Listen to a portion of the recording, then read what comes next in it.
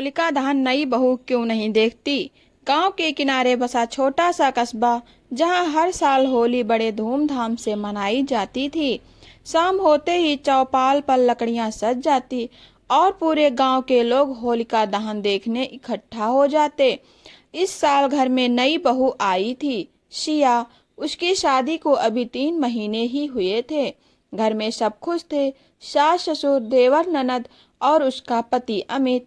सब उसे बहुत मानते थे, लेकिन जैसे ही होलिका दहन की बात शुरू हुई, सिया के चेहरे पर एक अजीब सी उदासी छा गई। सास ने प्यार से पूछा, बहू, आज शाम होलिका दहन देखने चलेंगे ना? सिया ने हल्की मुस्कान दी, पर बोली, माँ जी, मैं नहीं जाऊंगी। सास चौंक गई।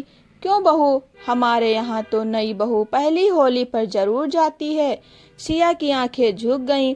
उसने कोई जवाब नहीं दिया। बीते साल की याद। रात को अमित ने सिया से पूछा, तुम होलिका दहन क्यों नहीं देखना चाहती? कोई खास वजह है? सिया की आंखों में आंसू आ गए। अमित, पिछले साल होलिका दहन वाली रात ही मेरे पापा हमें छोड़कर चले गए थे। अमित स्तब्ध रह गया। सिया ने धीरे धीरे बताया, पिछले साल हम सब साथ में होलिका दहन देखने गए थे। पापा बहुत खुश थे।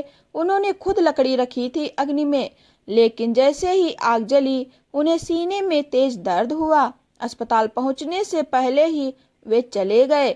उसकी आवाज भर्रा गई। उस दिन से मुझे जलती हुई होलिका की आग में पापा का चेहरा दिखता है। मुझे लगता है जैसे वो मुझे बुला रहे हो। मैं हिम्मत नहीं जुटा पाती। अमित ने उसका हाथ थाम लिया। तुम अकेली नहीं हो सिया, इस घर में तुम्हारा दर्द भी हमारा है।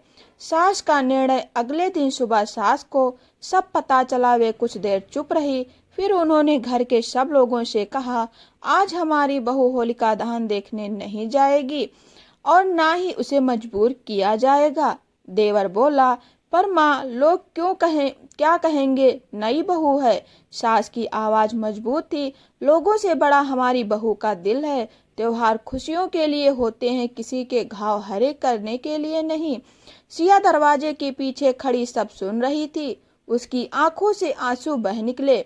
दुख के नहीं, अपनापन मिलने के। एक नया अर्थ। शाम को जब पूरे गांव में होलिका दहन की आग जली, सिया अपने कमरे की खिड़की से दूर आसमान में उठती लपटों को देख रही थी। अमित उसके पास आया। उसके हाथ में एक छोटी सी दीपक थी। ये क्या है? सिया ने पूछा। अमित बोला, आज हम यहाँ अपने कमरे में पापा की याद में एक दीप जलाएंगे। होलिका दहन बुराई के अंत और अच्छाई की जीत का प्रतीक है। तुम्हारे पापा की याद दुख नहीं, शक्ति बनेगी। सिया ने कांपते हाथों से दीप जलाया। उसकी आंखों में आंसू थे, लेकिन इस बार उनमें सुकून भी था।